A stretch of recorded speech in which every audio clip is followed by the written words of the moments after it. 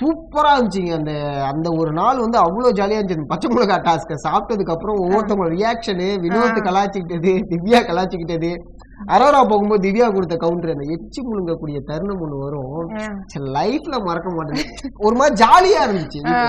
இதுக்கு முன்னாடி big pass சீசனும் அப்படிதான் இருந்துச்சு. சண்டை நடக்கும், ஆனா ஜாலியா பாத்துக்கிட்டு இருப்போம். இந்த சீசன் தான் கொஞ்சம் இரிட்டேட்டா இருந்துச்சு. திருப்பி இதுங்கெல்லாம் விட்டாங்களா, வியானாக்கெல்லாம் வியானா மிச்சர் சாப்பிட்றாலும் சபரியா முடியுது. வியானா என்ன சாப்பிட்டு இருந்தாங்க, அதே தான் சாப்பிட்டு இருந்தாங்க. அதாவது பிரவீன் விமர்சனம் பண்ணலாம்ப்பா.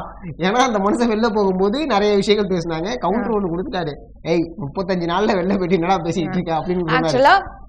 விக்கல்ஸ்க்கு வந்து பிரவீன் சொன்னாரு, இந்த மாதிரி நீங்க உங்க மனிதாபிமானத்தை வந்து ஃபுல்லா இழந்துட்டீங்க, கேம நோக்கி ஒண்ணு பண்றீங்க, அவரால நிறைய சொல்ல முடியல, இல்லன்னா ஓப்பனா பண்ணுவாரு. அதுதான் விக்கல்ஸே சொல்லிட்டாரு, டேய் நான் தெரிஞ்சே கஷ்டப்படுத்திட்டு இருந்தா திவ்யாவை, இதுக்கு மேல வேணாண்டா அப்படிங்கறதெல்லாம் அவரே சொல்லிட்டாரு. அதுதான் விக்கல்ஸ் எல்லாரும் டார்கெட் பண்ணும்போது, விக்கல்ஸ் நான் பணப்பட்டி எடுத்துட்டு போலான்ற ஒரு மனநிலையில இருக்கேன், ஒருவேளை எடுத்துட்டு போயிருவாரோ அப்படின்னு கூட எடுத்துட்டு போலாம்.